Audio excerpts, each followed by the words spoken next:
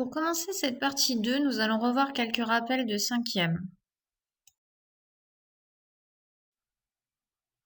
Tout d'abord, la formation des roches sédimentaires.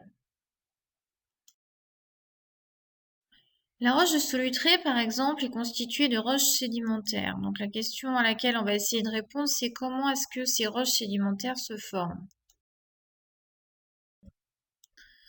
Tout d'abord, au niveau de la roche-mère, on observe une altération par le vent, la pluie et le gel. La roche se désagrège en particules de taille variée. Ces particules vont être transportées sous forme dissoute ou solide par l'eau ou le vent. Puis ces particules vont se déposer au fond de l'eau sous forme de strates, c'est-à-dire de couches horizontales. Les sédiments les plus grossiers vont se déposer en premier, les sédiments les plus fins en dernier. Les sédiments sont constitués de particules et de 60% d'eau.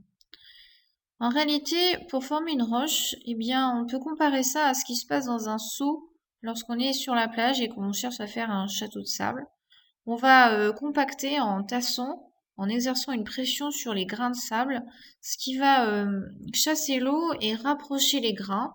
Ces grains vont alors former des liaisons, ce qui va créer une cohésion de l'ensemble. Eh bien, pour les sédiments, c'est la même chose. On a donc une partie liquide, de l'eau et des particules. Sous la pression des strates de sédiments qui se superposent au cours des temps géologiques, ces sédiments se rapprochent, chassent l'eau, on n'obtient plus que 10% d'eau, et on va ainsi obtenir une roche compacte. La formation des sédiments en roche s'appelle la diagénèse.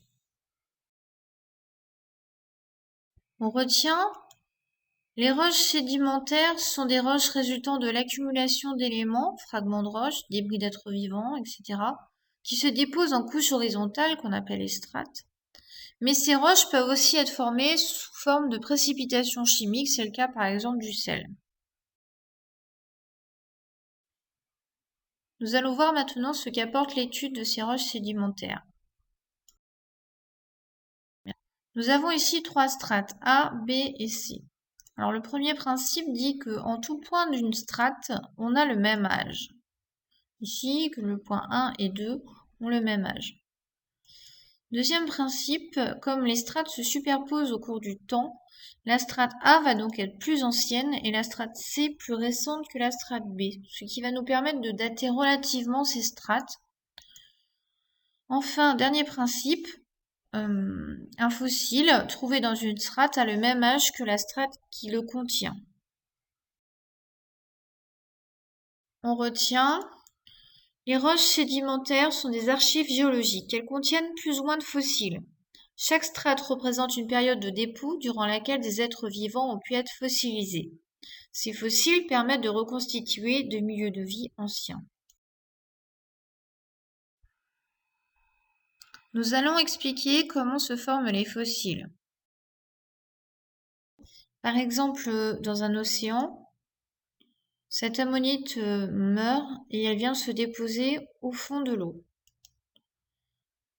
On l'a vu précédemment, des sédiments vont venir se déposer au fond de l'eau sous forme de strates en tombant donc du haut de l'océan vers le bas de l'océan. Ce qui fait que progressivement notre ammonite va être recouverte par des sédiments. Les parties molles vont se décomposer. Il ne va rester que la partie solide qui est plus facile à conserver.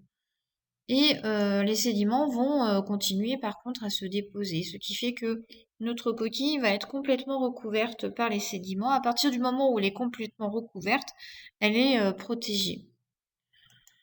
Alors ensuite, d'autres sédiments vont continuer à s'accumuler et puis, comme on l'a vu précédemment, la pression exercée par ces strates vont finir par transformer notre sédiment, nos sédiments en roche et notre fossile va aussi se transformer de façon à être conservé dans la roche.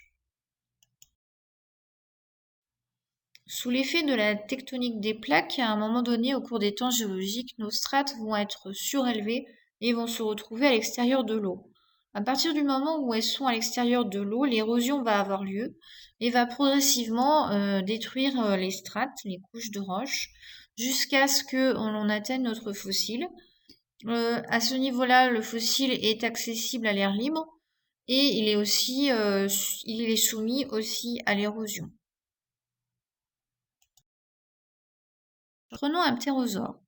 Ce ptérosaure meurt. Soit il est enfui très rapidement, et dans ce cas, on va avoir une fossilisation du squelette complet, ce qui permettra au chercheur qui trouvera le début du squelette de trouver l'ensemble du spécimen. Mais c'est quelque chose d'extrêmement rare. Très souvent, en réalité, le ptérosaure meurt et il se fait croquer par un charognard, ce qui fait qu'on va avoir un démantèlement de l'ensemble du squelette. Et par conséquent, on ne va fossiliser que des os isolés. Dans ce cas, le chercheur ne trouvera que des os isolés et non pas un squelette entier. On retient, l'absence de fossiles dans une strate peut indiquer soit une disparition des êtres vivants, soit une diminution de leur nombre du fait de la complexité de la fossilisation, qui est quelque chose d'extrêmement rare en réalité, ou une absence de fossilisation.